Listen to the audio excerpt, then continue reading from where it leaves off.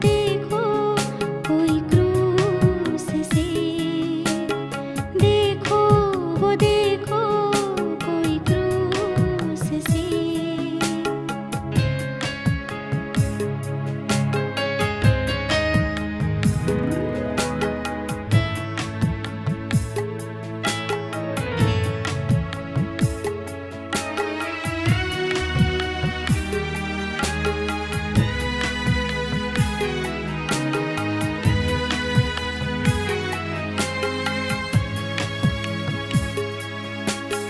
ताज कांटों का हमने पहनाया, क्रूस पर भी है हमने चढ़ाया। ताज कांटों का हमने पहनाया, क्रूस पर भी है हमने चढ़ाया। पाप हम सबका उसने उठाया, इसलिए वो दुनिया में आया। उसकी स्तुति करें, उसके गीत गाएं, उसको अपनाएं। देखो वो देखो कोई क्रूस से, देखो वो देखो कोई क्रूस से। हम सबको बुला रहा है।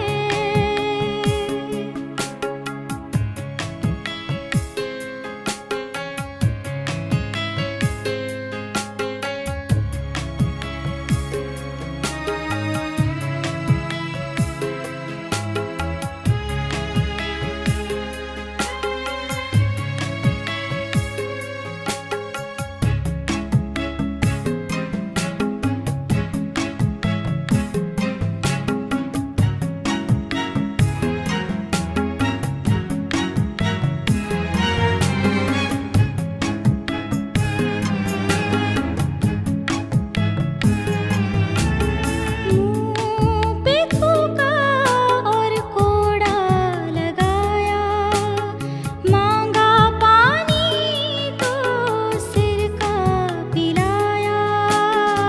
मुँह पे थूका और कोड़ा लगाया, मांगा पानी तो सिर का पिलाया। प्रभु यीशु मसीह के मधुर नाम में आप सबको जय मसीह की। मसीह के दृष्टांतों के इस श्रृंखला में आप सबका स्वागत है। हम बात कर रहे हैं मसीह के दृष्टांतों के विषय में। जी हाँ, मसीह के दृष्टांतों के विषय में बातचीत कर रहे हैं और बहुत कुछ हमें मसीह के दृष्टांतों से सीखने को मिलता है, क्योंकि यीशु मसीह ने बहुत सी बातें और ज़्यादातर बातें जो है दृष्टांतों में की हैं। यदि आप दृष्टांतों के विषय में पढ़ना चाहेंगे तो मत्ती 13 अध्याय में बहुत से दृष्टांतों के विषय में कहा गया है, मगर इन दृष्टांतों को बहुत ही गहराई के साथ और बड़ी दीनता के साथ पढ़ना चाहिए, क्योंकि इसके इन दृष्टांतों का जो मतलब है वह हमारे जीवन पे बहुत बड़ा असर डालता है। यदि हम मसीह के इन दृष्टांतों को समझने की कोशिश करें तो हम अपने जीवन में बहुत सी बातों को लागू करने पाएंगे। हाँ मेरे प्यारे भाइयों बहनों, इसलिए मसीह चाहता है जो परमेश्वर के लोग हैं, जो मसीह के अभिषिक्त किए गए लोग हैं, वो इस बात को बहुत अच्छे से समझ लें। और जब वो समझ जाते हैं तो परमेश्वर का अनुग्रह, परमेश्वर की आशीष, उसकी करुणा, उसकी दया उसके ऊपर बनी रहती है। आज मैं आपको बताना चाहूँगा एक दृष्टांत के बारे में, और उस दृष्टांत का जो दृष्टांत का नाम है उसका मतलब है उड़ाऊ पुत्र।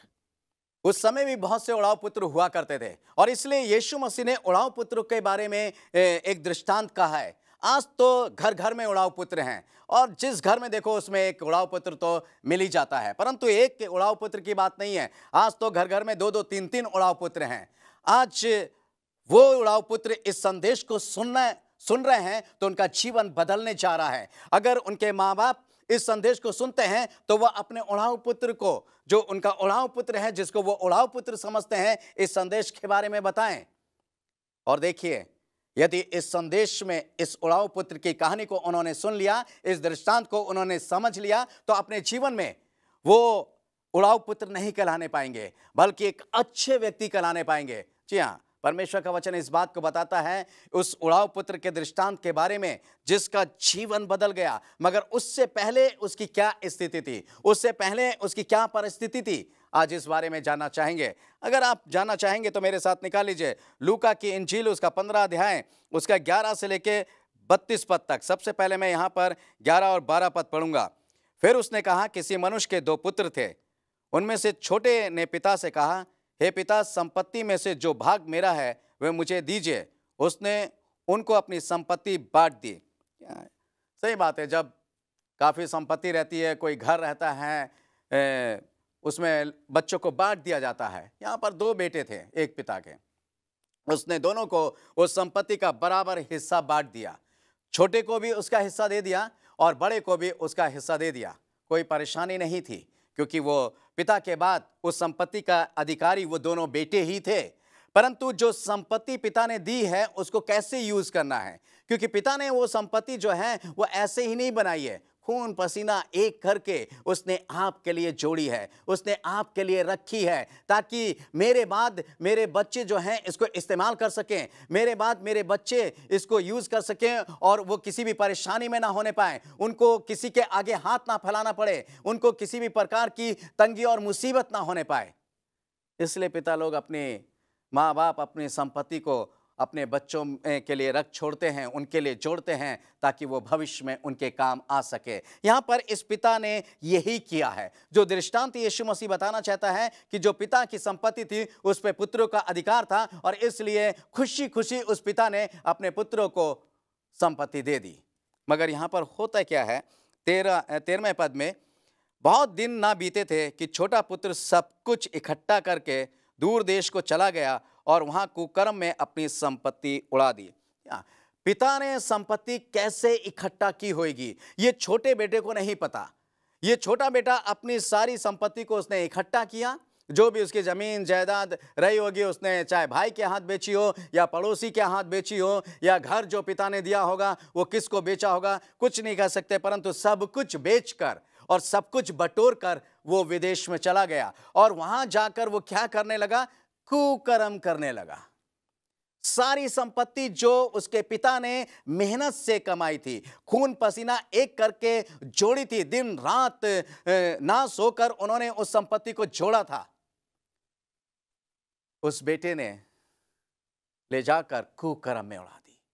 क्या पिता ने इसलिए जोड़ी थी? क्या पिता ने उसको संपत्ति इसलिए दी थी कि वो अपने कुकर्म में उड़ा दे? नहीं मेरे प्यारे भाइयों बहनों, परमेश्वर का वचन इस बात को बताता है कि कोई भी बात जो है गलत रास्ते पे नहीं होनी चाहिए। यदि हमारा कोई भी कदम, कोई भी कार्य या हमारे अपनी कमाई या पिता की कमाई को हम कुकर्म में उड़ाते हैं तो वो गलत तरीका है और परमेश्वर इससे खुश नहीं होता है। ये चला गया, इसने कुकर्म में उड़ाया, और परमेश्वर का वचन यहाँ पर बताता है, जब आप 14वां पद पढ़ेंगे, जब वह सब कुछ खर्च कर चुका तो उस देश में बड़ा अकाल पड़ा और वह कंगाल हो गया। जी हाँ, कब तक रहेगी? क्योंकि आप कमा नहीं रहे हैं, आप तो वहां पर ऐश कर रहे हैं, अय्याशी कर रहे हैं। बहुत से आप कभी शराब में, बीड़ी में, सिगरेट में और नाना प्रकार के और गंदे कामों में आप जो है अपने व्यभिचार में पैसे को खर्च कर रहे हैं, आप कोई काम धंधा नहीं कर रहे हैं, तो धीरे धीरे धीरे धीरे जो पैसा इकट्ठा आपके पास है वो कम होता चला जाता है। और जब वो कम होता चला जाता है तो बहुत सी परेशानी हो जाती है। जब अकाल पड़ा उस जगह पर तो पैसा तो लाजमी बात है कि जल्दी से खत्म हो जाना है। वो सारा पैसा खत्म हो गया और वो कंगाल हो गया, बिल्कुल खाली हाथ हो गया। उसकी जेब में एक पाई भी नहीं रही, क्योंकि उसकी जेब की एक एक पाई उसने, जो उसके पिता ने मेहनत करके कमाई थी, वो सब उसने व्यर्थ में उड़ा दी। कुछ नहीं बचा उसके पास। आज भी ये उड़ाऊ पुत्र आज भी घर घर में पाए जाते हैं। वो अपने पिता की संपत्ति को, अपने पिता की, अपने माता की कमाई को वो व्यर्थ में उड़ा देते हैं। बीड़ी, सिगरेट, शराब और बेकार की बातों में उड़ा देते हैं। मेरे प्यारे भाइयों बहनों, बहुत से बेटे बेटियों को मैंने देखा है, वो रात भर जो है नेट पे लगे रहते हैं। उनका जो रात में आधी रात तक, 1 बजे तक, 2 बजे तक वो फेसबुक पे बातचीत करते रहते हैं, व्यर्थ में पैसा खर्च करते रहते हैं। वो अपनी व्यर्थ के वो उस कमाई को जो है, जो पिता की कमाई को वो व्यर्थ में उड़ाते रहते हैं। कहीं इधर पार्टी हो रही है, कहीं उधर पार्टी हो रही है, कहीं कहीं पर हो रही है, कुछ भी नहीं सोचते हैं कि मेरे पिता ने किस मेहनत से कमाया है। और आज के जो बेटे बेटियां हैं वो और भी बहुतायत से जो हैं धन को उड़ाते हैं, वो धन को कुछ समझते नहीं है। अगर उनकी खुद की भी कमाई हो तो वो अपनी खुद की कमाई को भी व्यर्थ में उड़ा देते हैं। वो ये नहीं समझते हैं कि ये पैसा जो है कहाँ जा रहा है। परमेश्वर का वचन कहता है कि छेद वाली थैली में जा रहा है। आप अगर छेद वाली थैली में पैसे को इकट्ठा करेंगे, क्या करेगा? नीचे से निकल जाएगा। जब वो नीचे से निकल जाएगा तो आपके पास पैसा जमा नहीं होगा। और जब पैसा जमा नहीं होता है और जिस समय आपको ज़रूरत होती है पैसे की, उस समय आपको कोई नहीं देता है, क्योंकि सब जानते हैं ये तो फिजूल खर्ची है, ये तो व्यर्थ में उड़ा देने वाला है। अगर मैं इसको पैसा दूंगा तो हो सकता है मेरा पैसा वापस ना हो। फिर आप परेशान हो जाते हैं, मारे तितारे फिरते हैं। फिर आप ब्याज पे पैसा लेते हैं। आप सोचते हैं कि आपको 10% ब्याज पे मिल जाए। आप 10% तो छोड़िए, आप 20, 25, 30% पे भी पैसा लेने को तैयार हो जाते हैं। तो आप ऐसा काम ही क्यों करें? आप व्यर्थ में जो कमाई आपकी है या आपके पिता की है, आप उसको व्यर्थ में क्यों जाने देते हैं? आप उसको क्यों कुकर्म में उड़ा देना चाहते हैं? आप ऐसी बातों में क्यों उड़ा देना चाहते हैं जिससे जो भोजन वस्तु नहीं है और जिससे पेट नहीं भरता है? क्योंकि परमेश्वर का वचन कहता है, यशायाह में आप पढ़ेंगे, जो भोजन वस्तु नहीं है उसके लिए पैसा तुम व्यर्थ में क्यों खर्च करते हो? नहीं करना चाहिए। इसलिए यहाँ पर इसने क्या करा? इस उड़ाऊ पुत्र ने यही कार्य करा। उसने पिता की सारी संपत्ति को उड़ा दिया और जब कंगाल हो गया तब उसकी स्थिति क्या हुई? इस स्थिति पे गौर कीजिएगा, ध्यान से सुनिएगा और इस स्थिति को बहुत ध्यान से पढ़िएगा। अगर आपके पास बाइबल है तो आप खोल लीजिए लूका की इंजील 15 अध्याय, और यहाँ पर मैं 15 से 16 पद तक पढ़ रहा हूँ। इसलिए वे उस देश के निवासियों से एक के यहाँ जा पड़ा। उसने उसे अपने खेतों में सूअर चराने के लिए भेजा और वह चाहता था कि उन फलियों में से जिन्हें सूअर खाते थे अपना पेट भरे, और उसे कोई कुछ नहीं देता था। क्यों देगा? एक पिता का दिल दुखा के गया है। एक पिता के अरमानों का खून करके गया है। एक पिता के खून पसीने की कमाई को उसने व्यर्थ में उड़ा दिया है। और उसे नौकरी क्या मिल रही है? सूअर चराने की। और जो भोजन, जो फलियां सूअर खाते थे वही खाने के लिए उससे कहा गया है। कितनी स्थिति, कौन खाएगा? कैसा अजीब सा लगता है कि वो भोजन, इतना गंदा भोजन कौन खाएगा? मेरे ख्याल से कोई नहीं खाएगा। मगर स्थितियां, परिस्थितियां क्या नहीं करा देती हैं। स्थितियां, परिस्थितियां ऐसी हैं कि अगर आप 1 दिन भूखे रह लोगे, 2 दिन भूखे रह लोगे, 3 दिन भूखे रह लोगे, उसके बाद क्या होगा? उस चौथे दिन आपके की भूख जो है इतनी बढ़ जाएगी, आपसे बर्दाश्त नहीं होने पाएगी और आप वही खाना खाने लगोगे जो सूअर खा रहे हो। कैसी विडंबना है। हमारे जवान सोचते नहीं है। आज के ये उड़ाऊ पुत्र और उड़ाऊ पुत्रियां जो हैं वो ये सोचती नहीं है। उन्हें अच्छा खाने को चाहिए, उन्हें अच्छा पहनने को चाहिए, उन्हें अच्छा सब कुछ अच्छा ही अच्छा चाहिए, कुछ बुरा नहीं चाहिए। चाहे उनके माता पिता कैसे कमा रहे हो, किस दुख से कमा रहे हो, किस मुसीबत से कमा रहे हो, इसके लिए उनके ऊपर कुछ फर्क नहीं पड़ता, परंतु उनको सब कुछ अच्छा चाहिए। अगर सब कुछ अच्छा चाहिए तो आपको भी अच्छा बनना है। अगर आप चाहते हैं कि आपके लिए सब कुछ अच्छा हो तो आपकी सोच भी अच्छी होनी चाहिए, आपके विचार भी अच्छे होने चाहिए, आपके कार्य भी अच्छे होने चाहिए, आपकी हर बात अच्छी होनी चाहिए, ताकि आप कुछ अच्छा कर सके। माँ बाप को भी आपको देते समय अच्छा लगे कि अरे मैं अपने बेटे के लिए दे रहा हूँ, अपनी बेटी के लिए दे रहा हूँ, यह अच्छा कार्य करेगा।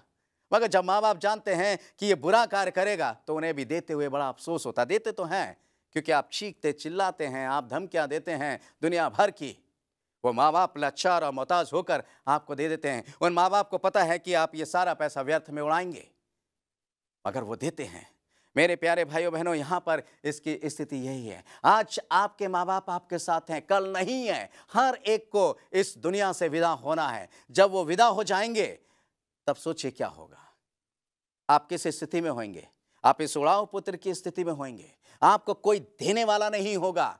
यहां पर लिखा हुआ है, परमेश्वर का वचन बताता है कि उसको कोई भी कुछ नहीं देता था। क्यों नहीं देता था? क्योंकि सबने देखा इसने अय्याशी में उड़ाया है, इसने सारे पैसे को कुकर्म में उड़ाया है। आपको भी कोई नहीं देगा, क्योंकि आपके बारे में भी सब जानते हैं कि आप फिजूल खर्ची हैं और व्यर्थ में पैसा गवाते हैं। सब कुछ आप किसी का सम्मान नहीं करते। जब आप माता पिता का सम्मान नहीं करते तो आप और किसका करेंगे? यहाँ पे परमेश्वर का वचन ये बताता है, 17 और 18वां पद पढ़ना चाहूँगा। जब वह अपने आपे में आया तब कहने लगा, मेरे पिता के कितने ही मजदूरों को भोजन से अधिक रोटी मिलती है और मैं यहाँ भूखा मर रहा हूँ। मैं अब उठकर अपने पिता के पास जाऊँगा और मैं उससे कहूँगा कि पिताजी, मैंने स्वर्ग के विरोध में और तेरी दृष्टि में पाप किया है। अब मैं इस योग नहीं रहा कि तेरा पुत्र कहलाऊं। मुझे अपने यहाँ एक मजदूर के समान रख ले। जब अपने आपे में आया, आपे का मतलब जब उसे होश आए, ये मैंने क्या कर डाला है, अब मेरी जिंदगी क्या होगी? मुझे तो अपनी जिंदगी का चारों तरफ अंधेरे ही नजर आ रहा है, अब मुझे कुछ दिखाई नहीं दे रहा है। जब वो होश में आया तब सच माने में उसके हृदय के अंदर एक पश्चाताप आया। फिर उसने अपने पिता की तरफ ध्यान करा, जिस पिता को वो अकेला छोड़ के चला गया था, जिस पिता की संपत्ति को, खून पसीने की कमाई को लेकर उसने फिजूल में उड़ा दिया था, जिस पिता को आंसू बहाता हुआ छोड़ के चला गया था, उस पिता को जिसकी निगाहें, तरसती निगाहें उसको देख रही थी और वो उसको रोक रहा था, परंतु वो उस पिता की बातों को अनसुनी करता हुआ चला गया। तब वो पिता याद आया, शायद मैंने ये क्या कर दिया, ओ मेरे परमेश्वर, मैंने ये क्या कर दिया। मैंने अपने पिता को दुखी किया है। मेरे पिता के यहाँ बहुत से नौकर हैं जिनको अच्छा भोजन मिलता है, जिनको अच्छा कपड़ा मिलता है। ओ मेरे परमेश्वर, मैं चाहूंगा, हाँ मैं चाहूंगा अपने पिता के पास। मैं भटक गया था अपने पिता से कहूंगा, मैं चाहूंगा, हे पिता, हे मेरे पिता, तू मुझे माफ कर दे और मैं तेरा बेटा कहलाने के योग्य तो नहीं हूं, मगर मेरे परमेश्वर तू मुझे अपने यहां नौकर ही रख ले। क्यों गया उस पिता के पास? अगर आज पिता से कोई गलती हो जाए तो बच्चे माफ नहीं करना चाहते हैं, छोड़ के चले जाते हैं। मगर इस पिता ने जब देखा तो क्या माफ किया?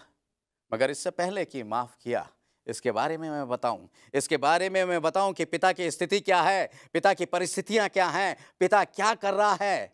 मैं आपको एक बात बताना चाहूंगा इस भटकने के ऊपर, इस पश्चाताप के ऊपर।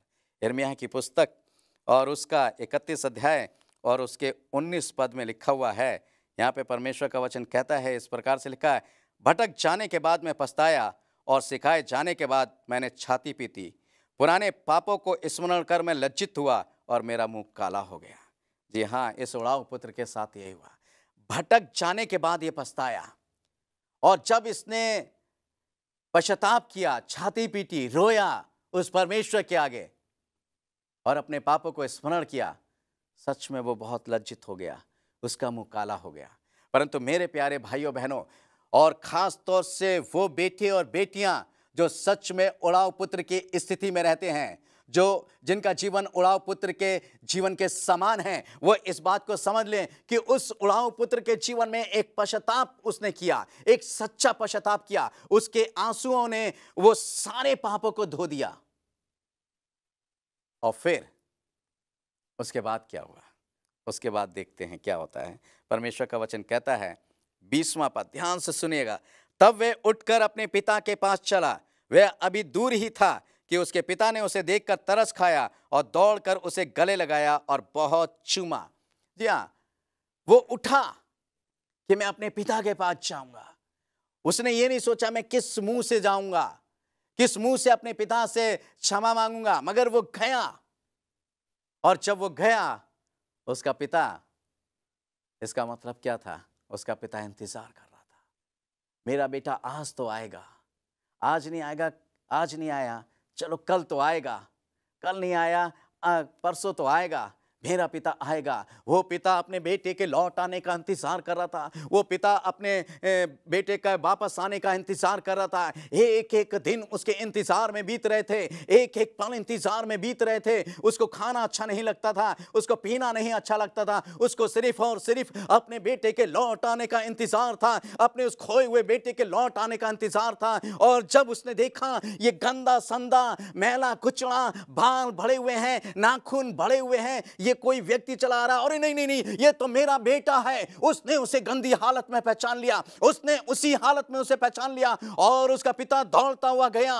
उसने अपने बेटे को, उस गंदे बेटे को जिसके जिस्म से बदबू आ रही थी, जिसके कपड़े फटे हुए थे, मेरे प्यारे भाइयों बहनों, परमेश्वर का वचन बताता है कि उसने कौली भर के उसे चूम लिया।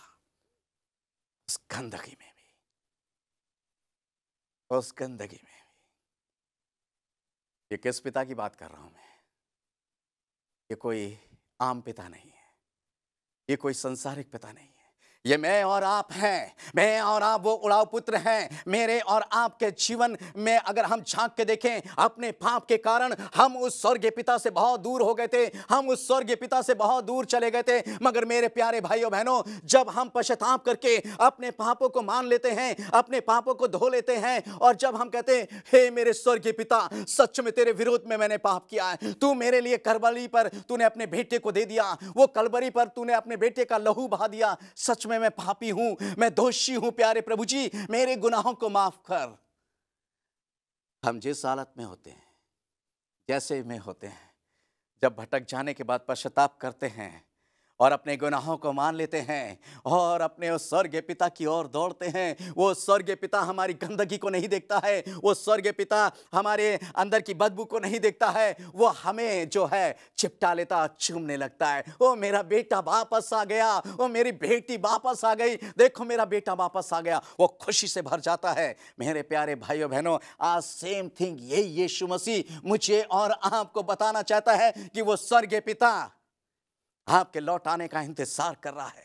आप जो पाप के दलदल में फंसे हुए हैं, आप जो बुराई के दलदल में फंसे हैं, आप जो कुकर्म के दलदल में फंसे हैं, वो पिता आपका इंतजार कर रहा है। आज भी उसे आपके लौट आने का इंतजार है, वो बेचैनी से इंतजार करता है। और जब कोई बेटा या बेटी लौट कर आता है उसके पास, वो गले से लगा लेता है, क्योंकि आपका सच्चा पश्चाताप आपकी बदबू को दूर कर चुका होता है। आपका सच्चा पश्चाताप आपकी गंदगी को दूर कर चुका होता है। आपका सच्चा पश्चाताप आपकी स्थिति को बदल देता है, आपके विचारों को बदल देता है, आपके विचारों में परिवर्तन आता है, आपके जीवन में एक नया मनुष्य पैदा होता है, आप एक नए मनुष्य बनकर आते हैं और वो पिता आपको गले से लगा लेता है। मेरे प्यारे भाइयों बहनों, इस उड़ाऊ पुत्र के दृष्टांत को समझिए। हम जो अपने स्वर्गीय पिता से बहुत दूर हैं, हम जो अपने स्वर्गीय पिता से बहुत दूर चले गए हैं, आज भी उस पिता को मेरा और आपका इंतजार है। आज भी वो मुझे और आपको देखना चाहता है, आज भी वो मेरे और आपके इंतजार में निगाहें बिछाए हुए है, और वो ये चाहता है कि मेरा बेटा मेरी बेटी लौट के आ जा। आइए, लौट आइए। दुनिया के अंधेरों में जाएंगे, कुछ नहीं रखा है, संसार की बातों में कुछ नहीं रखा है। जितना आप संसार की तरफ बढ़ते चले जाएंगे, उतना आप अंधेरे के गर्त में खोते चले जाएंगे, उतना आप अंधेरों में चलते चले जाएंगे, उतना अंधेरा आपके ऊपर हावी होता चला जाएगा, और एक दिन ऐसा होगा कि आप अंधेरे में गुम हो जाएंगे। फिर शायद आपको बचाने वाला कोई नहीं होगा, फिर शायद आपको समझाने वाला कोई नहीं होगा। आज उस पिता को इंतजार है आपका। आज संसारिक पिता का भी, जिनको धुतकार कर ठोकर मार कर चले गए, उनको भी आपका इंतजार है। मेरे प्यारे भाइयों बहनों, परमेश्वर का वचन कहता है कि लौट आइए, और एक सच्चा पश्चाताप करके जब आप लौट आते हैं तो परमेश्वर का वचन कहता है, इफिसियों 4 अध्याय और उसके 24 पद में लिखा है, और नए मनुष्य तत्व को पहन लो, जो परमेश्वर के अनुरूप सत्य की धार्मिकता और पवित्रता में सिरजा है। जी हाँ, परमेश्वर का वचन बताता है कि नए मनुष्य तत्व को पहन लो। एक सच्चा पश्चाताप आपको नया मनुष्य बनाता है, आप एक नए मनुष्य तत्व में हो जाते हैं। और जब उस नए मनुष्य को देखता है, कि वो देखता है कि आप लौट कर आ रहे हैं, परंतु एक नए मनुष्य बनकर आ रहे हैं, एक नया बेटा बनकर आ रहे हैं, एक नई बेटी बनकर आ रहे हैं, तो परमेश्वर आपको गले से लगाता है। और फिर परमेश्वर का वचन कहता है कि ये जो मेरा बेटा मर गया था अब जीवित है, खो गया था अब मुझे मिल गया है।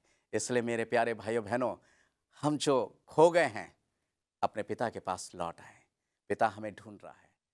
हम जो मर गए थे, आज यीशु मसीह के लहू में हम जीवित हैं, हमें जीवित किया है। और इसलिए वो बहुत धूमधाम मचाता है और वो कहता है कि इन्हें अंगूठी पहनाओ, इनके बाल काटो, इनके कपड़े बदलो, इन्हें नया बना दो। और परमेश्वर अपनी आत्मा से अभिषेक करता है। ये बड़ा बेटा भी आया, बड़े बेटे ने अपने पिता से बहुत तर्क वितर्क किया, मगर इसके पिता ने समझाया था, बेटा मेरा सब कुछ तो तेरा है, परंतु ये तेरा भाई जो खो गया था अब मिल गया है, मर गया था, देख अब जीवित है। सच में मेरे प्यारे भाइयों बहनों, आइए, लौट आइए, अभी भी समय है, अभी भी वक्त है। और परमेश्वर का वचन कहता है, यदि आज तुम उसकी आवाज को सुनो तो अपने मनों को कठोर मत करो। हाँ मेरे प्यारे भाइयों बहनों, हम अपने मनों को कठोर ना करें। आज हम जब उसकी आवाज़ को सुनते हैं तो अपने पिता के पास लौट आए, और उस पिता को मेरा और आपका इंतज़ार है। आइए उस इंतज़ार की घड़ियों को बंद करें और अपने पिता के पास लौट आएँ, ताकि परमेश्वर की आशीषों को हम प्राप्त कर लें। इस वचन के द्वारा प्रभु आप सबको आशीष दे।